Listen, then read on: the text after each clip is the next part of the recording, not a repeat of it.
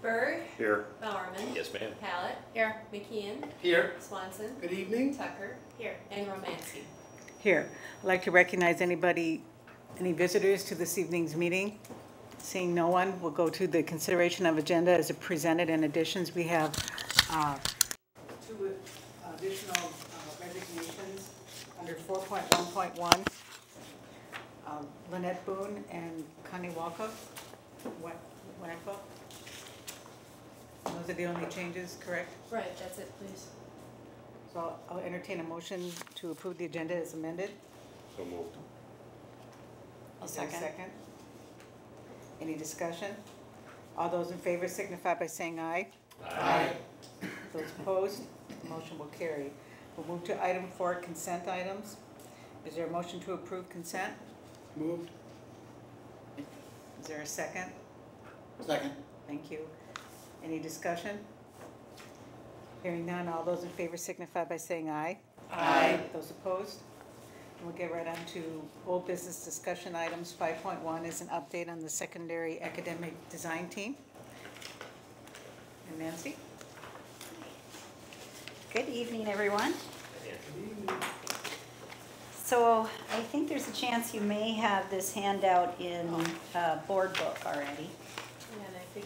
Oh, it's actually, we actually have it. Not in board book, but we have it. Somebody in made front of us. copies for me, thank you. That's right. And it's not Sarah. a different version though, right? Thank you. No, it's not. Okay, Thank you, then Sarah. I didn't realize you did that. It's okay.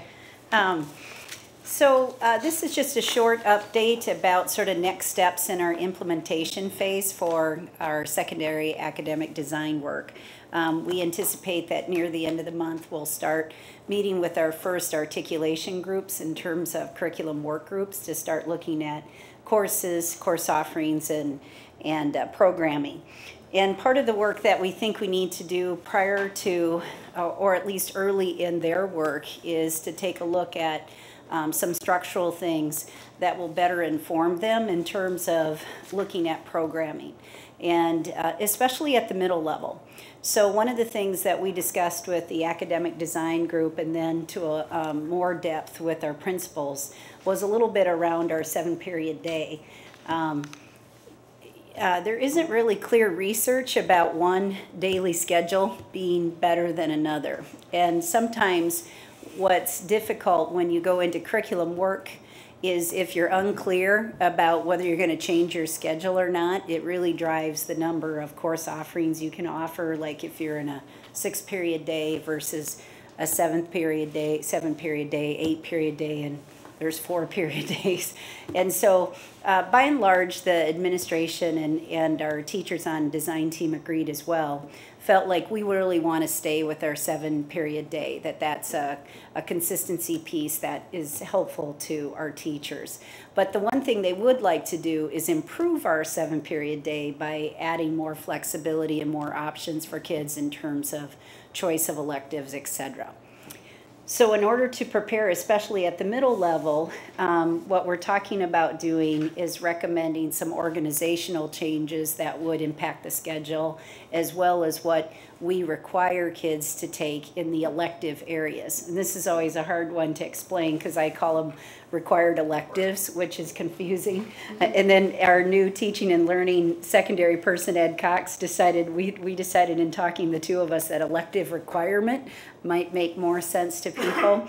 But when you look at this document, it's really around that recommendation area 2, key initiative 1, about how we have to design a plan to organize our electives in those 6 areas of interest. And then also part of the design recommendations is to make sure that anything that we offer, but especially so in our required courses, has to be helping further our mission of making sure that all students are college and career ready. And that there's a progression between the middle level programming and electives that aligns with the high school. And so that's what a lot of this discussion is about. So I don't have recommendations for you today, but what I have is the process. So if you take a look at the process and timeline, we are currently and have been meeting since about mid-August as an administrative team, discussing where our needs are, what options are out there to improve the flexibility of our seven-period schedule, and then draft some recommendations based on really what the design parameters are set up from the design team.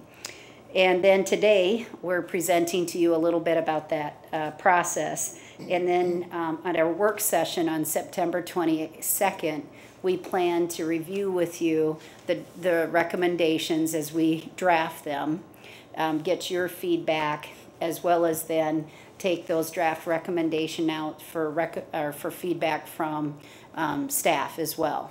And so if you look then late September to early October is where we'd collect feedback not only from you as the board, but also from teachers as well and staff members. And then the week of the 13th, I believe there's a school board meeting that night, a business meeting. We would, the week of the 6th, we would take that feedback, decide if we want to tweak anything, and then come back to you on the 13th with this is where we're kind of at, and then look for that governance direction that you provide to kind of take that to curriculum committees and go to that next step. Any questions about that process? So this is really about the process that we're putting in place. I have a question for you. Are there a variety of sort of off-the-shelf offerings that you can go to as far as best practices from other districts? Or do you have to really design all this from the ground up yourself? There's, definitely part of the process that I like to use is to make sure we do take a look at what we think high-quality districts are doing in this area.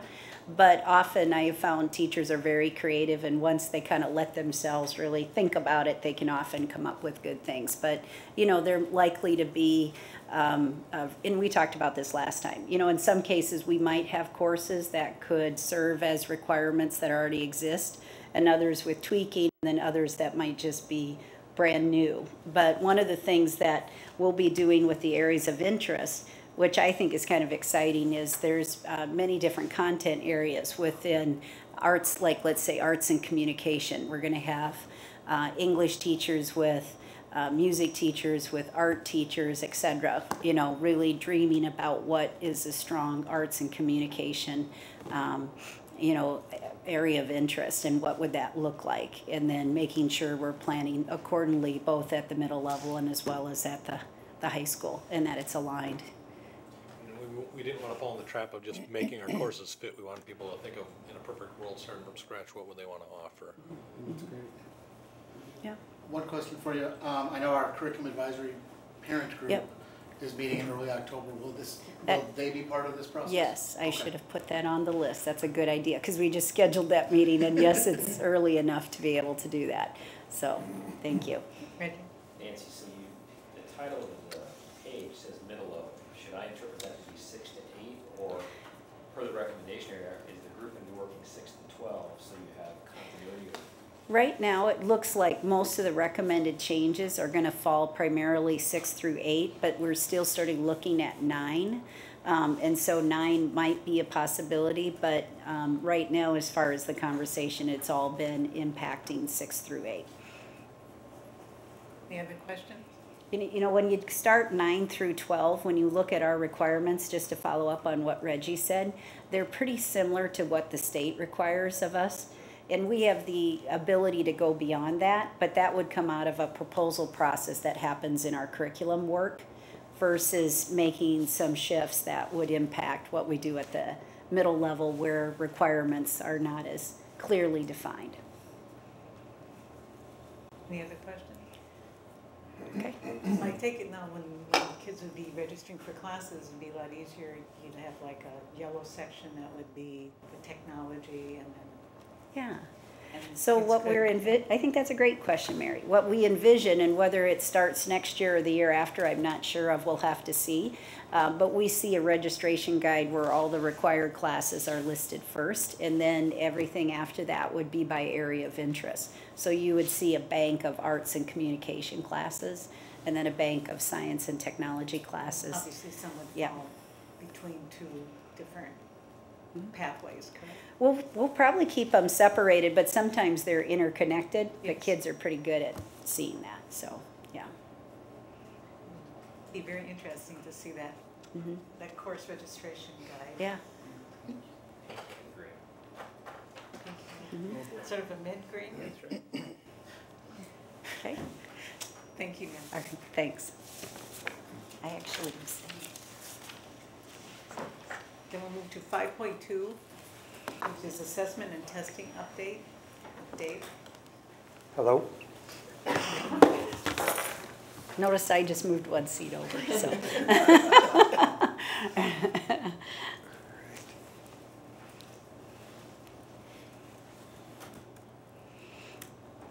You all, this time, all got the attachment for me and got to spend some time. Yes, reviewing. A lot of stuff there. I'm not going to be presenting all those charts and graphs again. I have some different ones for you. And so you wanted those, didn't you, Mary? Okay, I know, and I can tell right now there are two camps when it comes to looking at all this data, so gear up. I noticed that there was 100% attendance today, so I'm assuming you're all in the doggy camp, but there is the other camp here where some people hear there's going to be data and they maybe feel like it's visiting the dentist. So here we go, whatever camp you're in, it's not going to be too bad. Okay, this was from the last meeting that we were at where we talked about what I would add to the presentation that we did last time, and that was we talked about what's the big picture, some additional test results beyond math and reading. We would talk more about the achievement gap, how we did with our strategic plan or strategic directions this year, and then some of what I'm talking about will connect to what JP is going to do next, and so you'll see that connection, and I'll point that out, okay? And at any point, certainly there's questions, and I didn't really put anything in here related to all that I had sent you other than what you'll see with the data here that's connected to that. But if there were questions about that too, that's all good, okay? This is a lot to take in at once, and it's kind of just a start, but I want to give you an idea of kind of the lay of the land of our testing. And the top part is what is these kind of state required tests. So the red ones are required for accountability purposes. The green ones are the EL required tests, our English language learners. And then the blue ones are ones that we get invited to take, but it's not really an optional invitation. And so we got, yes, it is. Yeah, it's like a required elective. And actually Explore and Plan are really, they should probably be red now. Explore, Plan, and ACT should be red. The blue ones should actually be kind of these down here, the NAEP test, this National Assessment for Educational Progress. And the TIMS test is the Trends in International Math and, I don't know what. Math and Science. There's an extra M in there. There's an extra M in there. Don't know what that M is right now, but we are taking that at Eagle Creek in a couple classrooms, and then you can see where we'll be taking the NAEP test as well. The bottom is things that we choose to take, and that's just a sampling because some of you've heard of DRA and Ames Web and some other things that aren't on there right now, but it kind of gives you a sense of big picture of where we're at. And when you look at this, one place where you really see it, and actually when Brenda Casilius was here, if you were in that part, you heard her talk about how heavy the testing is for 8th grade. And actually what we're deciding to do this year is actually eliminate this X and this X for 8th grade and take the MAP testing out for them. And they will be looking at using the OLPA as a replacement. And we're going to see how that works for 8th grade. Also related to this, I have a conference call later this week with someone from TIES, who's kind of their assessment expert, who we're going to start talking about what would we do if we could wipe the slate clean on assessment for our district, and we would bring back just those things that would help us do a better job for students and help teachers get the data that they need. So kind of like almost a fresh start. We keep adding, actually taking off the MAP test that I talked about for 8th grade and some of the requirements that we did for a fall and a spring test. We have done some taking away, but we do a lot more adding than we do taking away. So we're going to be looking at what it would look like if we could start over. Okay? Some general thoughts that I share kind of before our data retreat and here as well, and some of the comments that I even got back from some of the board members as they shared their thoughts is, it's not so much looking at the data, it's what are you going to do with it. And we really need to get at a point where it is emotional, but we need to be objective about how we look at it and decide how we're going to respond. That's going to be the key thing that we do as a district, and then at building level, and then at grade levels and team levels and so forth. Okay, we look for trends over time, and we really try to differentiate between what one data point shows us and what a pattern or trend shows us. One data point might be informative, but we don't want to get as excited about that as we do with a trend or a pattern. And we talk about this with our teams. All right, this is from last time. It's just kind of a connection back to what we did. And so I'm going to blow through this one kind of quickly. This is new, and I sent out a link for this, and the only reason I put this up there is because I wanted to show this part again. Was one exception was Shakopee, which was really a nice thing for our staff and teachers and our board to see as well. The reason this reporter actually called Shakopee to talk to us specifically was because as she looked through the data, she did see that we had solid results, and that's why she called here. So that was kind of cool too. All right. Now, many of you thought or may have heard why Rod is absent, and I'm here to dispel that rumor about where he is in California. He's actually spending time there, and this is Rod's bar graphs. He's actually really into data, and he's going there. So he produces a lot of this stuff for me. Okay. Some of Rod's work. This is from last time, so you saw this, and this was in the packet that you received ahead of time. This was also from last time. This is the MCA reading 4-year trend. And just when the state talked about, when that article talked about us being +5, this is kind of the +5 number that they're looking at. It's really 61 as you round to 66 is where they're looking. When we talk, a lot of times we're talking about the difference from the state, this 2.5 to 6 over. And so that sometimes that can be confusing because we talk about two different things, but the overall proficiency rate really grew by about 5 points in Shakopee. Okay? This we didn't put up last time. This is the district science results, which were part of that packet as well. And even though you see we are actually slightly up versus the state, when you do the math of the trend with that 2011 where we were 4.9 over, it looks like we're actually on a downward trend. So it'll be interesting to see what happens next year, but you got to look at your data and interpret. We're actually slightly up versus the state, but over that 4-year trend is not where we want it to be.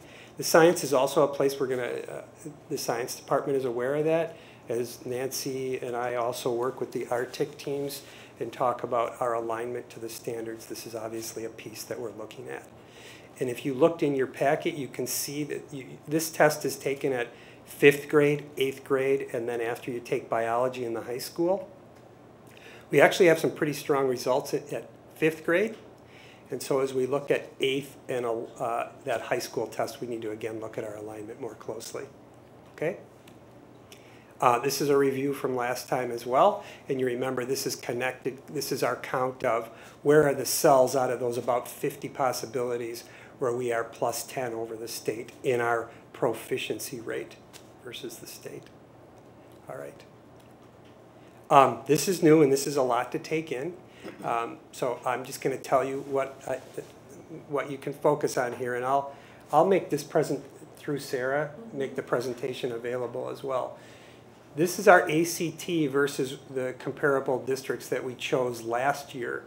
There were a variety of reasons that some of these schools wound up in our comparison list, but where we were, if you look at the last 3 years, we were 22.8 3 years ago, 22.8 last year, and then 22.7 this year, where the state actually went up to 23 and then they went back 1 to 22.9. So actually versus the state, we're still in the same place. versus the comparables, we were in the 4 slot this year, now we're 5 from there. So we went up as a result of others moving the other way. This is also one where we're going to do a better job of aligning to ACT, and especially now, if you recall, this is now a state-required test, and every single one of the juniors at Shakopee will be taking the ACT on April 28th. As will be other districts. Yep. In the whole state, Everybody. they'll all be doing it. If they Yeah. miss it that day, there's a makeup day, which I think is May 12th. So, If I could add at this point too, Dave, this is where I think it's important for you to realize this is statewide. And one of the things that we've been talking about is the level of participation in the ACT test varies greatly by district. So some districts have a very high percent of participation and some low. I would describe ours as more kind of in the middle.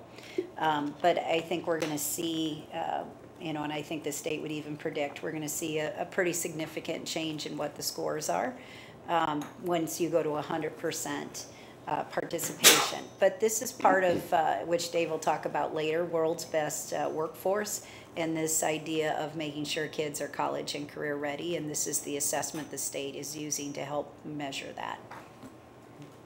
and that's where that Explore test in 8th grade and Plan test in 10th grade fit in as well. Okay? I included in the message that I sent you before this tool that's on the Minnesota Department of Ed website, and I just want to demo that really quick in case you did not have a chance to look at it. And you would go to education.state.mn.us, and in the upper right corner you click the Data Center and School Report Card. And why I want to show it is because it's actually really simple to use. And I'm going to go to test results, and I am going to pick a neighbor to compare us to here. That's one of the cool things about it. This is statewide results, but all you have to do is click this and say I was interested in Shakopee. I just start typing Shakopee, and we'll look at the district level right now, but you can drill down anywhere you want. And what you can also do, and I do this where possible, I back out the scores that really don't get counted for you. And so this only allows me to back out the enrolled October 1st students. So I click that one, and then I click Done. And it gives you, I know it's hard to see where you're at there. I'm going to pop the other one up here before I zoom in a little bit. And I'm going to use Eastern Carver County for no particular reason, Nancy. And then I'm going to pick enrolled October 1st here as well. And so you can see here, you can look side by side, and I know the numbers are hard to see here, but I'm going to zoom in just a little bit here. And what you can see is the 4-year trend. And what I would, when we look, this is at a district level, you can see we were at 68.8% proficient, and Eastern Carver was at 68.5. Those are really similar, but one is 0.3 higher than the other one, and we'll take that when we can get it.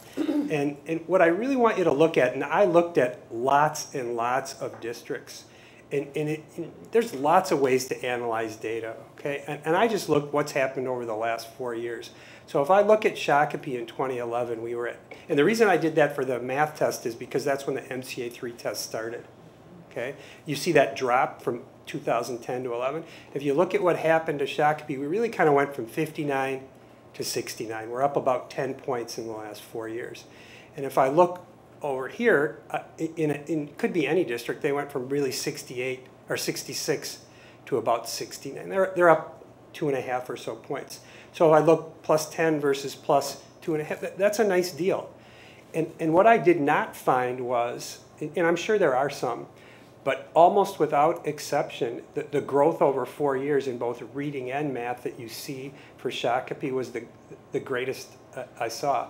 I'm not saying there aren't some that did more, but if you look at that, if we try not to focus like I talked about on one data point and patterns and trends, the pattern is really positive for us. Some really nice growth in, again, I picked it. I said I'm looking from this one to this one, but I had a logical reason for that given that MCA 3. And one other piece that's kind of cool about this, we don't talk a lot about it, and we don't, it can't be a reason why we get what we get, but it's something we need to be aware of. From this same screen, you can just hit this demographics button, and you can look and see how the demographics compare side by side real easily. And then you can also click this little plus sign, enrollment by special population group, sorry about that. And you can see the additional groupings as well.